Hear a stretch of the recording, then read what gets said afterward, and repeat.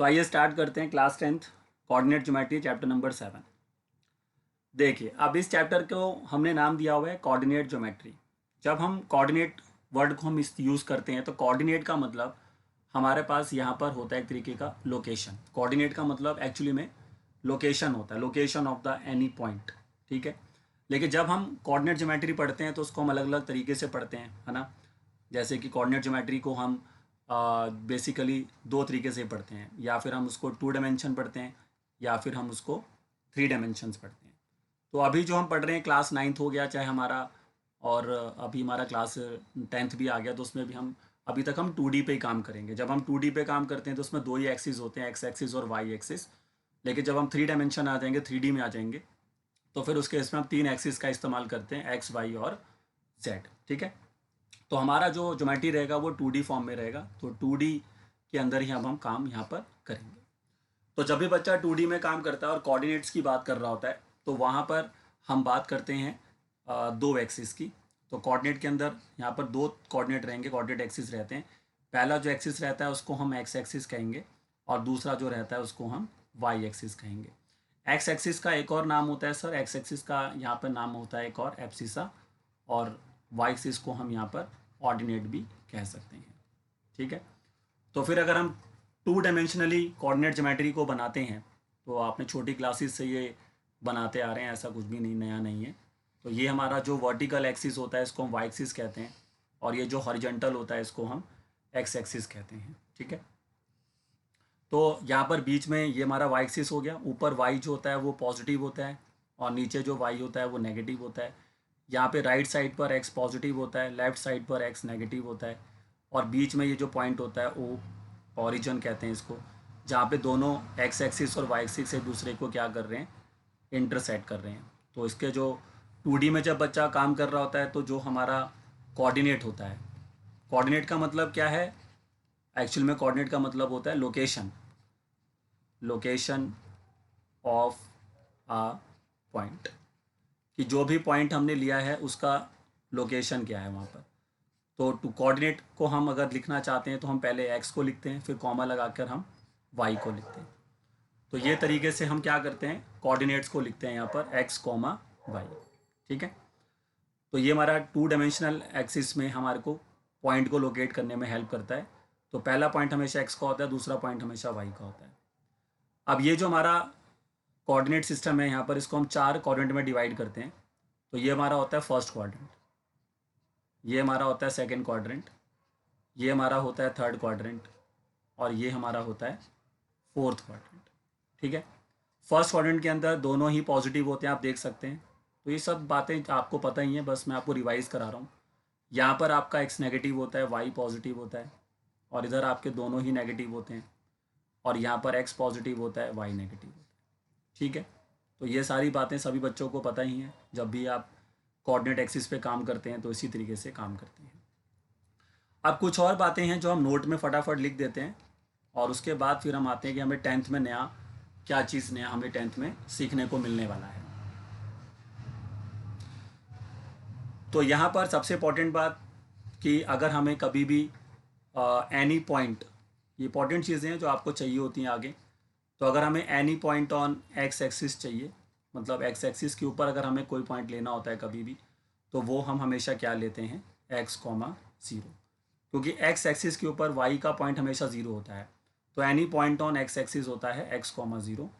और इसी तरह से अगर हम any point on Y axis लेना चाहते हैं तो वो होता है आपका ज़ीरो कॉमा वाई, क्योंकि वाई एक्सिस पर एक्स का पॉइंट ज़ीरो होता है। ये बात थोड़ा ध्यान रखें सभी बच्चे। इसके अलावा आपको इक्वेशंस थोड़ी सी पता होनी चाहिए।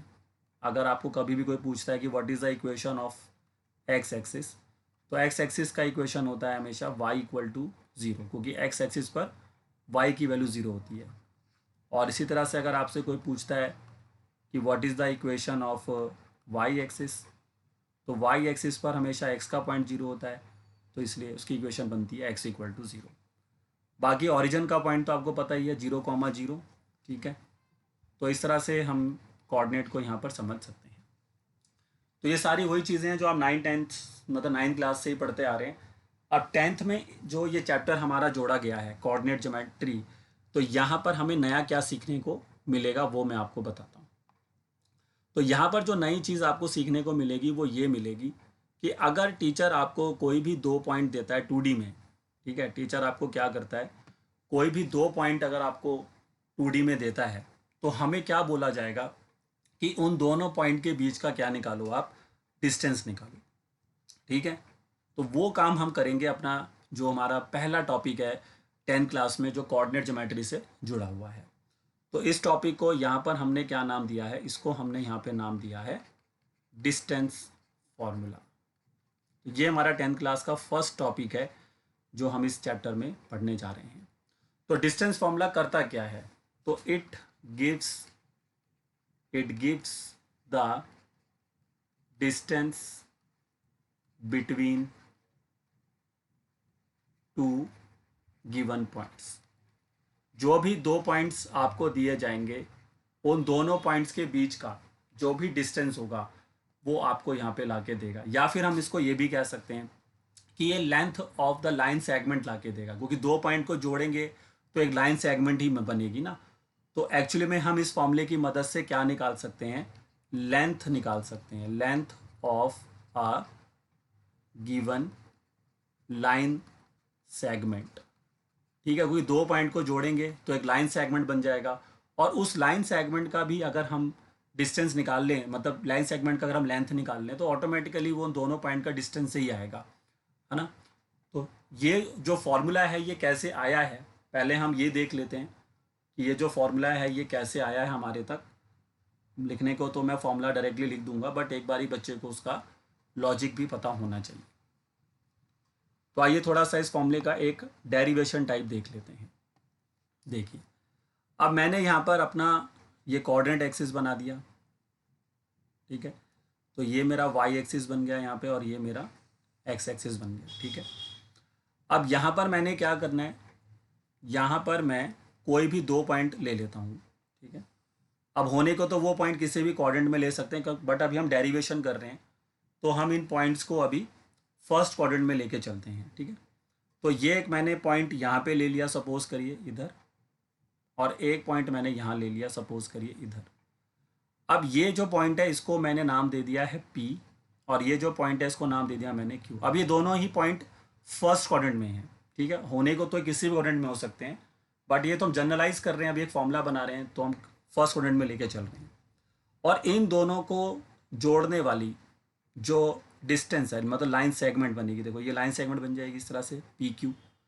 तो ये जो PQ नाम की लाइन सेगमेंट यहाँ पे बन गई है, या फिर मैं कह लूँ कि मैं P और Q के बीच का डिस्टेंस निकालना चाहता हूँ, तो वो तभी आएगा जब मैं, मतलब इस लाइन सेगमेंट का लेंथ जो है वो तभी आएगा, PQ का लेंथ अगर मेरे को निकालना है तो वो तभी आएगा जब मैं इन दोनों पॉइंट के बीच का क्या निकालूंगा, डिस्टेंस निकालूंगा। अब चूंकि ये 2 पॉइंट हैं, तो अगर ये 2 पॉइंट हैं तो इनके कोऑर्डिनेट्स भी होंगे।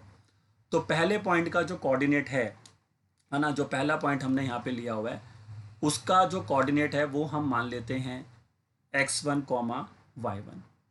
ठीक है, ये जो P पॉइंट है यहाँ पर, इसको मैं यहाँ लिख लेता हूँ, और इसके कोऑर्डिनेट को हम यहाँ पर लेट कर लेते हैं कि इसका जो कोऑर्डिनेट होगा वो होगा आपका x1, y1।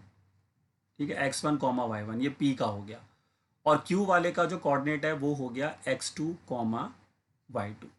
तो अगर अब ये पॉइंट x1, y1 है तो ऑब्वियस ही बात है कि अगर मैं इस पॉइंट को नीचे जाके मैच करता हूँ, मतलब इस पॉइंट को ऐसे ही नीचे ले जाके मैं मैच करता हूँ, तो ये वाला पॉइंट हमारे लिए क्या बनेगा, ये वाला पॉइंट हमारे लिए बनेगा एक्स एक्सिस पर ये पॉइंट लाई करेगा, और इसका जो कोऑर्डिनेट होगा वो इधर जाके वाई के साथ मैच करेगा यहाँ पर। तो मतलब ये वाला जो पॉइंट होगा, ये वाला, तो ये वाला जो पॉइंट होगा ये क्या होगा आपके लिए x1, और ये वाला पॉइंट आपके लिए क्या होगा y1। तभी तो ये कोऑर्डिनेट x1, y1 आएगा ना, इस बात से सभी सहमत होंगे। इसी तरह से अगर मैं y के साथ आगे q के साथ चलता हूँ तो ये पॉइंट मेरे लिए क्या कहलाएगा, y2, और इसको अगर मैं ऐसे नीचे मैच कर दूँ इधर तो ये मेरे लिए क्या कहलाएगा, x2। ठीक है, अब हम क्या करेंगे, यहाँ पर एक राइट एंगल फॉर्म करेंगे, ठीक है, ताकि हम इसको सॉल्व कर सकें। तो उसके लिए मैं इसको यहाँ पे इस तरह से कनेक्ट कर दूंगा इधर, तो ये राइट एंगल बन गया। देखिए यहाँ पर एक, इसको हम नाम दे देते हैं R। ठीक है। अब मैं इस ट्रायंगल पी आर क्यू में पाइथागोरस थ्योरम लगाऊंगा और उससे मैं आपको निकाल के दिखाऊंगा पी और क्यू का बीच का डिस्टेंस, यानी कि पी क्यू का जो भी लेंथ होगा, मुझे पी क्यू फाइंड करना है, पी और क्यू के बीच का डिस्टेंस कह लीजिए या पी क्यू का लेंथ, जो कि इस राइट ट्रायंगल का क्या है, हाइपोटेन्यूज है। तो अगर हम इसका ये हाइपोटेन्यूज की लेंथ फाइंड कर लें इस ट्रायंगल की, तो वो ऑटोमेटिकली हमें पी क्यू ला के दे देगा। तो उसके लिए मेरे को दोनों की लेंथ चाहिए होगी, मेरे को पी आर की भी लेंथ चाहिए होगी और मेरे को क्यू आर की भी लेंथ चाहिए होगी, है ना। जब तक ये नहीं आएगा तो बात नहीं बनेगी। तो ये काम हम कैसे करेंगे मैं आपको दिखाता हूँ। तो अगर हम सबसे पहले फाइंड करें कि पी आर की लंबाई कितनी होगी, तो देखो ध्यान से। अब अगर मेरे को पी आर की लेंथ चाहिए तो वो लेंथ इसके बराबर होगी, है ना भाई। ये जो मैंने नीचे डार्क कर रहा हूँ आपके लिए, ये देखो, अगर ये लेंथ जितना भी होगा उतना ही लेंथ पी आर का, क्योंकि ये रेक्टेंगल बन रहा है ना। अगर मैं इसको भी कुछ नाम दे दूँ इन पॉइंट्स को भी यहाँ पर, तो सपोज करते हैं कि ये पॉइंट हमारे लिए ए बी है ना, और इधर ये पॉइंट हम सी डी ले लेते हैं। तो अब जितना भी लेंथ ए बी का होगा उतना ही लेंथ पी आर का होगा। तो अब मैं देखो ए बी की लेंथ जो है वो मैं कैसे पॉइंट फाइंड करूंगा, अगर मेरे को ये ओरिजिन हम ओ मान लेते हैं। तो if you want to find P R, तो P R is equal to A B. अब now how can you find the A B, है ना, सवाल ये उठता है। तो आप ध्यान से देखो कि ए बी को हम कैसे निकाल सकते हैं। तो ए बी की जो वैल्यू होगी वो कैसे आएगी, अगर हम ओ बी में से ओ ए हटा दें, तो ओ से लेकर बी तक का लेंथ किसके बराबर होगा, ओ से लेकर बी तक का जो लेंथ होगा वो बराबर होगा किसके, x2 के। भाई जितना भी पॉइंट x2 का होगा उतना ही तो लेंथ हो जाएगा वहाँ से वहाँ तक। तो ये जो पॉइंट आपका ये आ रहा है, ये x2 की लेंथ कहलाएगी यहाँ तक। और ये जो लेंथ यहाँ से यहाँ तक होगी ओ ए, ये x1 हो जाएगी। तो if you want to find A B, तो आपको करना क्या होगा, ओ बी में से किसको हटा देना होगा, ओ ए को। तो अगर आप ओ बी में से ओ ए को हटा दो तो यू गेट ए पी, और जो कि फिर किसके इक्वल हो जाएगा, पी आर के। तो ओ से लेकर बी तक का लेंथ किसके बराबर है, एक्स टू के, और ओ से लेकर ए तक का लेंथ किसके बराबर होगा, एक्स वन के। तो ऑटोमेटिकली यहाँ से समझ में आ गया कि पी आर की लंबाई हो जाएगी X two minus X one. चलिए बताइए सभी बच्चे, ये क्या आपको समझ में आ रहा है, इस फिगर से मैंने कैसे पता करा कि पी आर की जो लेंथ होगी वो X two minus X one के बराबर होगी। बताइए सभी बच्चे। किसी को भी कोई डाउट होगा तो वो पूछ लेगा, ठीक है। तो आई होप सबको क्लियर हो रहा होगा कि मैंने कैसे पता कर दिया कि ओ बी की जो लेंथ है वो ए बी की जो लेंथ है उससे पी आर मैंने निकाल लिया यहाँ पे। चलिए आगे बढ़ते हैं। इसी तरह से अब अगर मेरे को नेक्स्ट कौन पता करना है, क्यू आर। तो अगर अब मेरे को क्यू आर की लेंथ पता करनी है तो क्यू आर की लेंथ किसके इक्वल होगी, सी डी की, है ना भाई। ये देखो ये वाली लेंथ अगर मैं निकाल लूँ,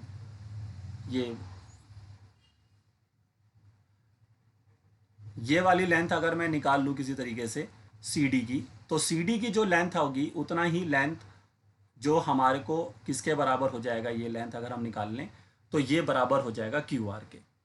तो अब हम सी डी कैसे निकालेंगे सर, तो आप कहेंगे सर सी डी निकालने के लिए आप पहले ओ से लेकर सी तक का डिस्टेंस निकालो।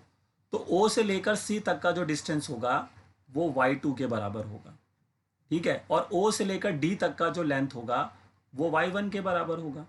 तो if you want to find C D, तो आपको करना क्या होगा, ओ सी में से ओ डी हटाना होगा। तो उससे सी डी की लेंथ आ जाएगी हमारे पास, ओ सी मतलब हो गया y2 और ओ डी मतलब हो गया y1। तो ये जो हमारे पास यहाँ से सी डी आ गया, तो इस सी डी की वैल्यू अब हम किसके इक्वल कर देंगे, क्यू आर के। तो यहाँ से हमारे पास क्यू आर की लंबाई आ गई y2 माइनस y1। तो अब मैंने उस राइट ट्रायंगल में वो दोनों साइड्स फाइंड कर ली, मैंने क्यू आर भी फाइंड कर लिया, मैंने पी आर भी फाइंड कर लिया। अब उसकी हेल्प से मैं पी क्यू निकाल लूंगा with the help of Pythagoras theorem. तो यहाँ पर अब हम लगाएंगे पाइथागोरस थ्योरम इस राइट ट्रायंगल में। तो मैं यहाँ लगा के दिखा देता हूँ क्योंकि यहाँ स्पेस है तो समझ में भी आ जाएगा बच्चे। इधर देखिए सभी बच्चे, तो इन ट्रायंगल किस में चलते हैं, पी आर क्यू में, और वहाँ पाइथागोरस लगाइए सभी बच्चे। तो क्या लगेगा, पी क्यू का whole square equals to P Q R का होल स्क्वायर, या कह लीजिए पी आर का होल स्क्वायर, पी आर का होल स्क्वायर प्लस में क्यू आर का होल स्क्वायर। और अगर हम यहाँ से पी क्यू की लेंथ निकालना चाहते हैं, क्योंकि हमें पी क्यू चाहिए, हमें पी क्यू का स्क्वायर नहीं चाहिए, तो हमें उसके यहाँ पर क्या बनाना पड़ेगा, स्क्वायर रूट बनाना पड़ेगा। तो ये फॉर्मूला हमारे पास आ गया देखो पी क्यू का। अब बस हमें कुछ नहीं करना, यहाँ पर हमें पी आर और क्यू आर की जो वैल्यू मैंने निकाली थी, ये देखिए, ये मैंने वैल्यू निकाली है पी आर की और ये वैल्यू मैंने निकाली है क्यू आर की। वो वैल्यूज़ आप यहाँ पे पुट करिए और देखिए आपको मिल जाएगा पी क्यू की लेंथ। तो देखिए सभी बच्चे यहाँ से, इसके बाद इधर देखिए, तो पी क्यू की जो लेंथ अब आ रही है, सभी बच्चे ध्यान से देखें क्या आ रही है, P Q is equal to under root में पी आर की जगह पर क्या रखेंगे, ये देखो पी आर की वैल्यू कितनी है, X two minus X one, तो X two minus X one का होल स्क्वायर, और क्यू आर की जगह पर रख देंगे Y two minus Y one का होल स्क्वायर। तो ये देखिए अब ये हमारे पास सीधा फॉर्मूला आ चुका है। अब हम इसका इस्तेमाल करेंगे और हमें कुछ नहीं करना, जो टीचर हमें 2 पॉइंट देगा, हम पहले पॉइंट को मान लेंगे x1 y1 और दूसरे पॉइंट को हम मान लेंगे x2 y2, और जो उसके x वाले पॉइंट होंगे मतलब x2 माइनस x1 करेंगे यहाँ पर, और यहाँ पे करेंगे y2 माइनस y1, सॉल्व करेंगे, उसका स्क्वायर रूट निकालेंगे, और जो भी स्क्वायर रूट सॉल्व करके हमारा आंसर आएगा वो हमारा उन दोनों पॉइंट के बीच का क्या होगा, डिस्टेंस, या फिर कह लीजिए उस पी क्यू का क्या होगी, लेंथ। तो इसी फॉर्मूले को कहते हैं क्या, डिस्टेंस फॉर्मूला, जो कि हमें लाके देता है 2 पॉइंट के बीच का डिस्टेंस। जो आपको ये सीधा याद करना है, डेरिवेशन पेपर में नहीं आती है, you have to only memorize this result. This is called distance formula which gives you distance between any 2 points in 2D। चलिए बताइए सभी बच्चे, डेरिवेशन क्लियर हुआ डिस्टेंस फॉर्मूले का कि नहीं।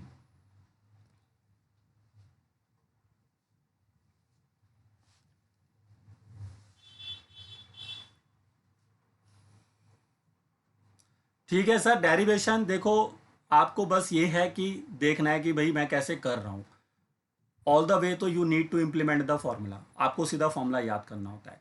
तो ये ही आपके पास जो फॉर्मूला है मैं लेकर आया हूँ, बस आप चाहें तो सीधा इस फॉर्मूले को याद करिए कि हाँ भाई अगर 2 पॉइंट के बीच का डिस्टेंस चाहिए तो सर हमें सीधा ये फॉर्मूला लगा देना है और स्क्वायर रूट निकाल देना है वो हमारा। और distance can not be negative, ध्यान रखिए, जब भी हम डिस्टेंस का आंसर निकालेंगे तो हमारा आंसर हमेशा पॉजिटिव आना चाहिए।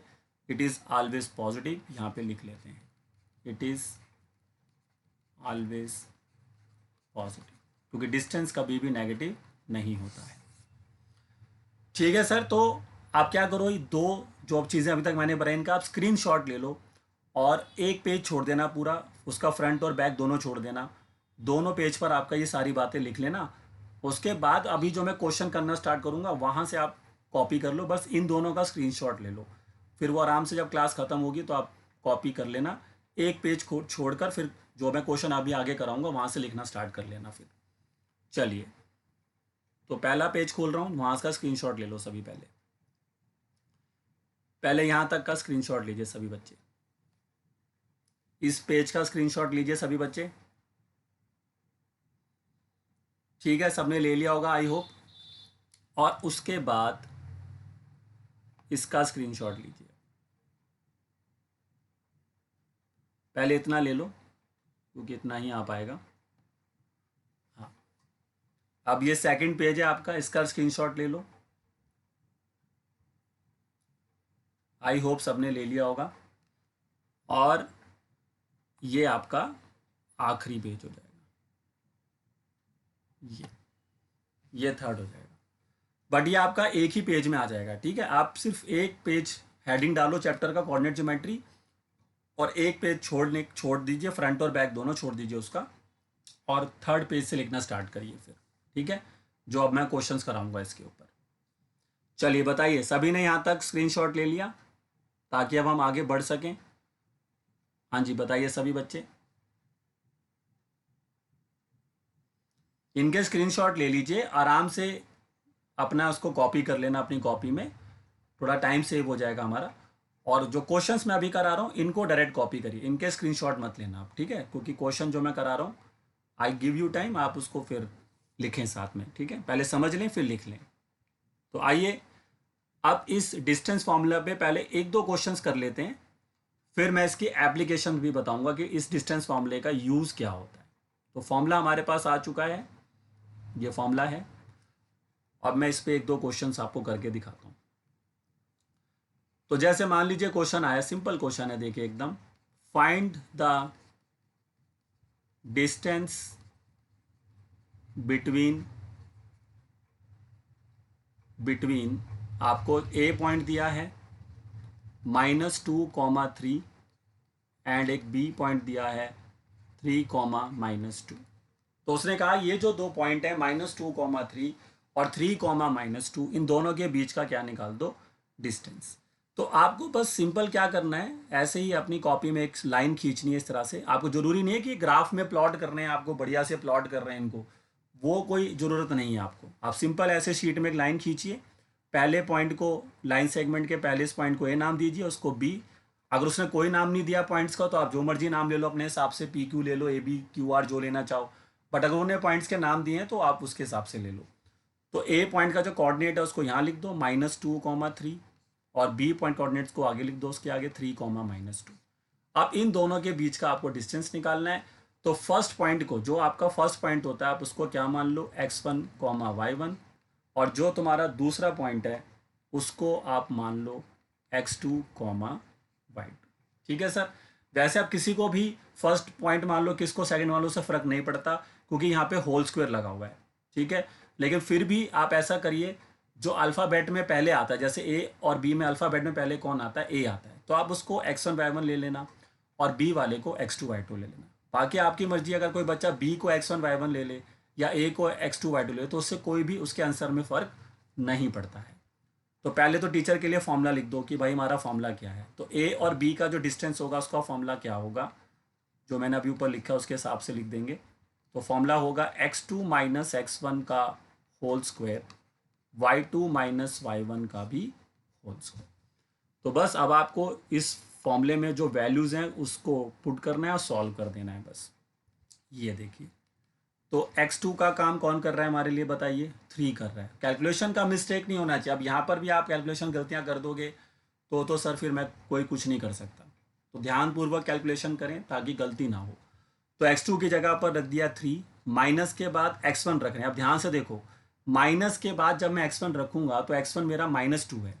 ध्यान से देखिए, अगर मेरा x1 यहाँ पर -2 है और उसको अगर मैं माइनस के बाद रखूंगा तो माइनस माइनस क्या हो जाएगा, प्लस। तो ये आपको कर सकते हैं अपना। ठीक है, तो ये 3 माइनस माइनस प्लस हो गया, +2 हो गया, उसका होल स्क्वायर कर दिया। फिर y2 की जगह पर कौन आएगा, y2 को काम देखो कौन कर रहा है, -2, और फिर माइनस के बाद आएगा y1 जो कि कितना है, 3, और उसका भी कर दिया होल स्क्वायर। बस अब आप इसको सॉल्व कर दीजिए, वो आपका आंसर होगा। तो 3 + 2 का स्क्वायर कितना होता है, 5, 5 का स्क्वायर हो जाएगा 25। ठीक है, और -2 - 3 बनेगा -5, और -5 का स्क्वायर भी कितना होता है, 25, क्योंकि स्क्वायर से नेगेटिव पे कोई फर्क पड़ता नहीं, पॉजिटिव हो जाता है। तो फाइनली हमारा ए बी कितना आ गया, यहाँ से 50 आ गया। अब ये नहीं कि 50 पे आंसर छोड़ दिया, जितना वो स्क्वायर रूट से बाहर आ सकता है। अगर वो परफेक्ट स्क्वायर है तो आप बड़े आराम से लिख लोगे, लेकिन फिर भी वो जितना रूट से बाहर आ सकता है आपको उतना बाहर ला के उतना आंसर लिखना होगा। तो इसका जो फाइनल आंसर आपको मिलेगा सॉल्व होने के बाद, क्योंकि आप इसको क्या लिख सकते हो, आप इसको 2 × 25 लिख सकते हो। तो 25 तो परफेक्ट स्क्वायर रूट होता है, तो उसका रूट बाहर 5 आ जाएगा, 2 अंदर रह जाएगा, उसका पेयर नहीं बन पा रहा। और लास्ट में यूनिट लिख दो, नहीं भी लिखोगे तब भी चलेगा, बट लिख दोगे कोई दिक्कत नहीं है। तो 5√2 इज आवर आंसर, कि ए और बी के बीच की जो लेंथ होगी, या फिर कह लीजिए और बी का जो डिस्टेंस होगा आपस में, वो होगा 5√2 यूनिट। चलिए बताइए सभी बच्चे, बहुत ही सिंपल है, आराम से कोई भी कर सकता है। समझ में आया कैसे मैंने ए और बी के बीच में डिस्टेंस निकाल दिया। सिंपल फॉर्मूला है, आप लगाइए अंडर रूट में x2 - x1 का स्क्वायर प्लस y2 - y1 का स्क्वायर, सॉल्व करिए और फाइनल आंसर आपको आसानी से मिल जाएगा। ठीक है, चलिए, नहीं मीटर वगैरह ऐसा कुछ नहीं लिखना आपको। ठीक है, आपको मीटर वीटर या सेंटीमीटर ऐसा कुछ नहीं लिखना। You have to only write unit, लिख दो खाली, 5√2 यूनिट, वो ही सफिशेंट है टीचर के लिए। उतना भी आप कर देंगे तब भी सही माना जाएगा। अब देखो, जरूरी नहीं है कि टीचर जो आपको कोऑर्डिनेट्स दे, इसको लिख लो सभी बच्चे, ये कॉपी कर लो साथ साथ, फिर हम नेक्स्ट क्वेश्चन पे चलते हैं। ये कॉपी करिए फटाफट। तो मैं कह रहा था कि जरूरी नहीं है कि टीचर आपको जो क्वेश्चन देगा वो बिल्कुल एक न्यूमेरिकल वैल्यूज के साथ होगा। अब वो आपको कुछ भी दे सकता है, जैसे मतलब टिग्नोमेट्री में भी पॉइंट्स दे सकता है, तो उस पर भी मैं आपको क्वेश्चन जो है यहाँ पे दिखाता हूँ करके, क्योंकि ज़रूरी नहीं है कि जो पॉइंट्स होंगे वो बिल्कुल सिंपल होंगे। ठीक है, थोड़ा सा टीचर उसको कॉम्प्लेक्सिटी लाने के लिए भी वो काम करते हैं।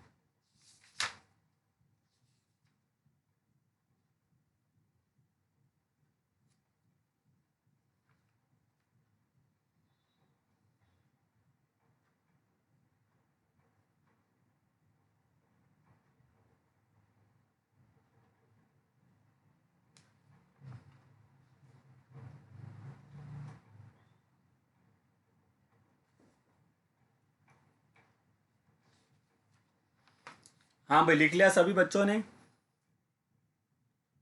ये क्वेश्चन कॉपी कर लिया सबने?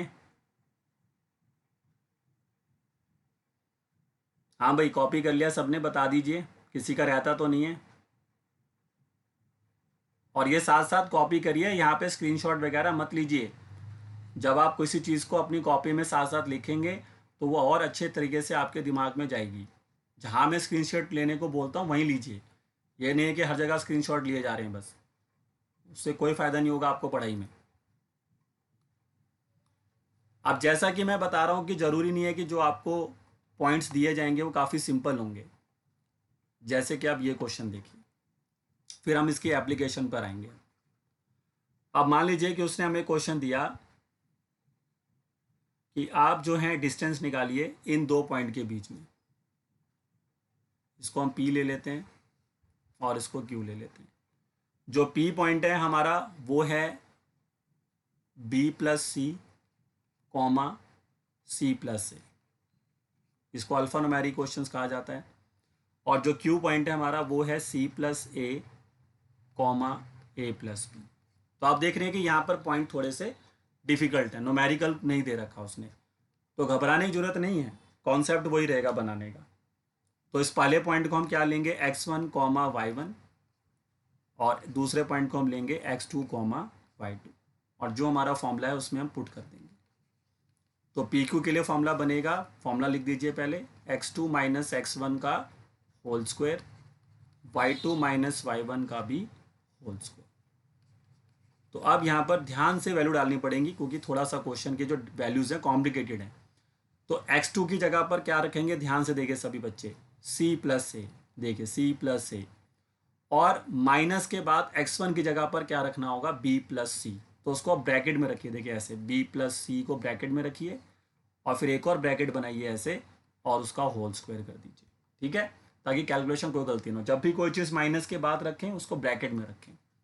नेक्स्ट देखिए अब y2 का काम देखो कौन कर रहा है, a प्लस बी, और माइनस के बाद कौन आएगा, y1। तो y1 कौन है हमारे लिए, c प्लस ए।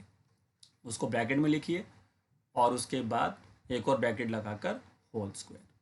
अब इसको सिंप्लीफाई करके सॉल्व करके रूट निकालिए इसका। चलिए आइए देखते हैं कैसे सॉल्व होगा। अब ये c प्लस ए रहेगा, और ये माइनस जैसे ही ब्रैकेट ओपन करेगा तो दोनों पॉजिटिव हैं, तो माइनस से दोनों ही नेगेटिव हो जाएंगे, तो माइनस बी माइनस सी और होल स्क्वायर। इधर देखिए ध्यान से सभी बच्चे, a प्लस बी, ये होगा माइनस सी माइनस ए और उसका भी होल स्क्वायर। तो आइए इसको फिर से फर्दर सॉल्व करते हैं। इधर से आप देख सकते हैं c से c कैंसिल हो रहा है, ये प्लस का c है और ये माइनस का c है। यहाँ पर a से a कैंसिल हो रहा है, देख सकते हैं। तो फाइनली अब यहाँ पर हमें क्या मिल रहा है, a माइनस बी का होल स्क्वायर, और ये हमें क्या मिल रहा है, देखिए b माइनस सी का होल स्क्वायर। तो इसको अगर हम और भी सॉल्व करना चाहें तो हम कर सकते हैं। इसको हम लिख सकते हैं A square plus B square minus का 2ab, है ना भाई, ए माइनस बी का होल स्क्वायर लगा दिया मैंने यहाँ पर। और इसको हम क्या लिख सकते हैं, बी स्क्वायर सी स्क्वायर माइनस का 2bc। ठीक है, अब जो टर्म आपकी ऐड हो सकती हैं उनको तो एटलीस्ट ऐड कर ही दीजिए। तो ये हमारा पी क्यू रहेगा, अब मैं देख रहा हूँ कि ए स्क्वायर तो आ ही नहीं रहा, तो ए स्क्वायर तो एज इट इज़ रहेगा, और ये बी स्क्वायर दो बार आ गया, तो इसको मैं 2b² लिख सकता हूँ, प्लस का c² लिख देते हैं, फिर माइनस का 2ab और माइनस का ही 2bc। तो इससे ज़्यादा अब ये सॉल्व नहीं हो सकता है, क्योंकि इससे ज़्यादा हम इसको सॉल्व यहाँ पे नहीं कर पाएंगे। तो यही हमारा फाइनल आंसर बन जाएगा। तो ये क्वेश्चन थोड़ा सा अलग है, तो ज़रूरी नहीं है कि डाटा जो टीचर आपको देगा वो 1 2 3 इस तरह से देगा, वो इस तरह से ABC की फॉर्म में भी दे सकता है और ट्रिग्नोमेट्री के फॉर्म में भी आते हैं, ज़रूरी नहीं है कि ऐसा क्वेश्चन हो। अब ट्रिग्नोमेट्री जैसे आप पढ़ चुके हैं 8th चैप्टर जो हमारा, तो उससे रिलेटेड भी वो पॉइंट्स बनाकर आपको दे सकता है। चलिए बताइए सभी बच्चे, सेकंड क्वेश्चन समझ में आया सबको? ये ABC जो टाइप में मैंने कराया अभी आपको, देखो बस फॉर्मूला लगाने का ही कॉन्सेप्ट है। अगर आप फॉर्मूला सही लगा दें और कैलकुलेशन को ढंग से कर लें तो हर कोई बच्चा इसको आसानी से बना सकता है। अब थोड़ा कैलकुलेशन आपको तो सही करना ही पड़ेगा, नहीं तो फिर बात नहीं बनेगी। चलिए तो इसको भी कॉपी करिए सभी बच्चे फटाफट, इसको भी कॉपी कर लीजिए। क्वेश्चन ये रहा आपका, इसको कॉपी करिए।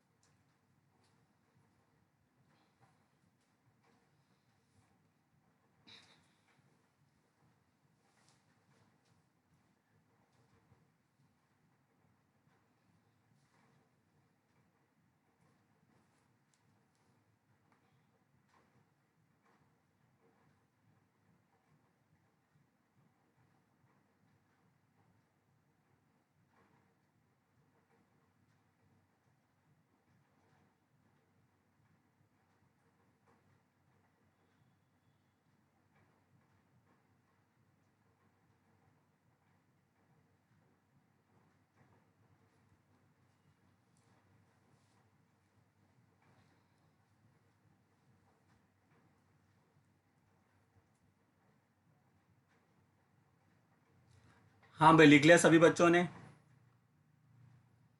हाँ भाई कॉपी कर लिया सबने इसको?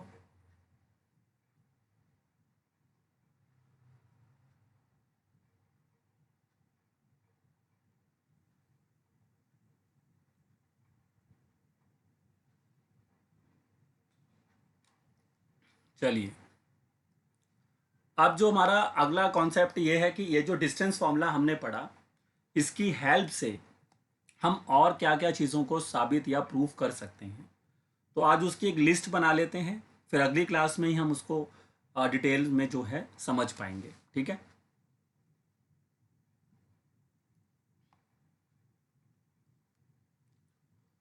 तो नेक्स्ट टॉपिक आप सभी बच्चे डाल लीजिए, ये लास्ट वहाँ पे दिख नहीं रहा होगा, ये कॉपी कर लेना क्योंकि आंसर ये है आपका। वो लास्ट लाइन वहाँ पे नज़र नहीं आ रहा होगा जो पहले पेज ओपन किया था मैंने, यहाँ तक कॉपी कर लेना। ठीक है, अब जो अगला कॉन्सेप्ट है वो ये है कि हम इस डिस्टेंस फॉर्मूले की हेल्प से और क्या क्या काम कर सकते हैं। तो उसको हम कहेंगे एप्लीकेशन ऑफ डिस्टेंस फॉर्मूला, कि डिस्टेंस फॉर्मूला का क्या क्या एप्लीकेशन होता है। तो आज उसकी हम एक लिस्ट बनाएंगे और अगली क्लास में उसको फिर हम कंप्लीट करेंगे। सबसे पहली चीज़ जो हम इस डिस्टेंस फॉर्मूले से काम कर सकते थे वो था जो अभी हम कर रहे थे, क्या? Length of any line segment, कि हमें कोई भी लाइन सेगमेंट दे रखा हो तो हम उसकी जो लेंथ है वो हम इससे फाइंड कर सकते हैं। दूसरा, हम इससे ये भी पता कर सकते हैं कि जो हमें ट्रायंगल दिया हुआ है, जैसे आप 3 पॉइंट्स को लेंगे तो उसको कनेक्ट करेंगे तो एक ट्रायंगल बन जाएगा।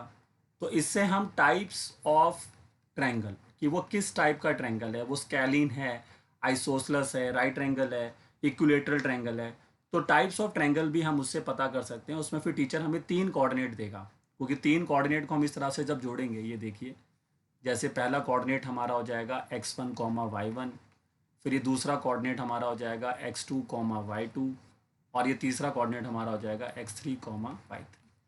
तो हम इस तरह से जो ट्रायंगल ये बन गया, अब हमें टीचर को बताना होगा कि ये जो ट्रायंगल बना है ये कौन से टाइप का ट्रायंगल है, तो वो भी हम डिस्टेंस फॉर्मूला से कर सकते हैं। वो कैसे करेंगे वो मैं आपको अगली क्लास में ही बता पाऊंगा। इसके अलावा हम कॉलिनियर पॉइंट्स वो पॉइंट्स होते हैं जो एक ही लाइन पे लाई करते हैं। इसको कहते हैं क्या? Point lies on same line. तो अगर टीचर हमें कोई भी 3 पॉइंट दिया है तो हम डिस्टेंस फॉर्मूले से ये भी पता कर सकते हैं कि वो पॉइंट्स कॉलिनियर हैं कि नहीं है, मतलब कि वो सभी एक ही लाइन पर लाई करेंगे कि नहीं करेंगे, ये भी हम इससे पता कर सकते हैं।